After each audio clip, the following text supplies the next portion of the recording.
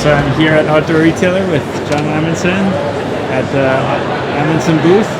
So how's it going, John? You having a good time? Yeah, really good show. Excellent. Awesome. So what's new in your lineup here?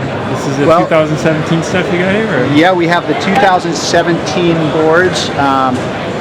New for this year, I redesigned all the TR boards, and this is our TRX 14-foot board. And what I did this year is I added about a ½ inch of concave through the center of this board, and down the rails I kept about a 4-inch flat panel on each side, so it keeps the stability of the board while allowing a lot water to flow through the center of the board a lot easier, so it just has better glide, more speed, but keeping the stability.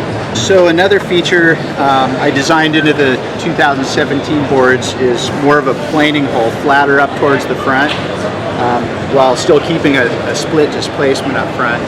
And this actually allows water to be pushed under the board and getting up on a plane a lot quicker, and it holds the speed a lot better too. Another advantage is a little more area out in the front for stability. So again, we kept these things really stable. Turning it over, one of the obvious things I did was I redesigned the top rail line, and initially I did that for aesthetics, just to try to do something a little more modern and just more aesthetically pleasing. When I got out in the wind, I realized a lower rail line instead of a big boxy rail, a lower rail line helps with the wind. So I've always noticed, being a lighter rider, I kind of get pushed around by the wind once the wind comes up if I have a big boxy rail. So a lower rail line helps with the wind quite a bit. So what sizes does it come in? So in the TR series, we have an 11.6 by 29, a 12.6 by 27, 12.6 by 29, and this 14 by 27. Okay, and then do you have different construction options, or?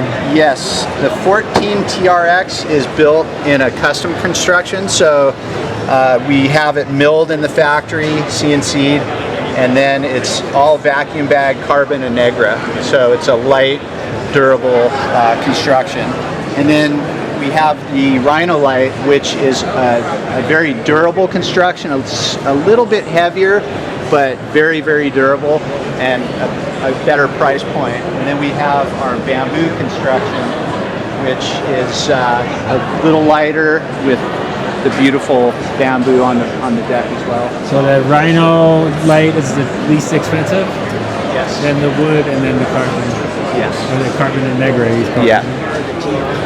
So did you make the nose flatter to make it more like downwind friendly, or is it still considered flat water board?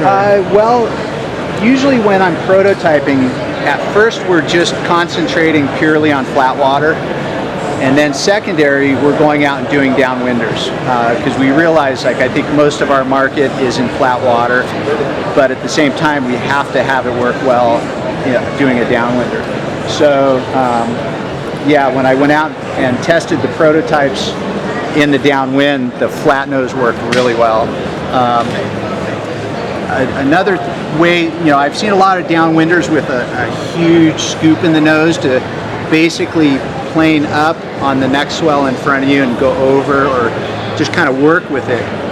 What this does more is it might pierce the wave in front, but it's very stable when it goes under. So it's pretty easy, even for an average rider, to control it while it's underwater and then come up. And I think some of the things that help with that are, is the extreme V on the nose, which kind of keeps that thing going straight, and then that flatter bottom as well. So I guess in the past you were more just like the designer and shaper for the brand, right? And now you're taking on more responsibilities, or so how does that work? Yeah, well, I've always worked close with Doug Hopkins, and now I'm taking on a little bit more of his role, and along with the rest of our team. So yeah, I'm going to be making some other decisions that Doug might have in the past, but Yeah, so I remember back in the days when you first made the Amundson boards, we tested them, stuff like that. yeah, the first TRs, I got to hand it to you. You were the tester with me on those, and you actually inspired me to be very critical as far as speeds go and glide and testing against other boards. And I remember thank you for supplying those. Like making the spine here on the top, that was one of my suggestions, because Yep, that I know the original 12.6 Aqua Glide had that flat deck, and if you did a downwinder and the nose went under, it would just kind of pull off to the side. Yep, so yeah, that was directly credited to you. So. All right, glad to hear that. Thanks, John.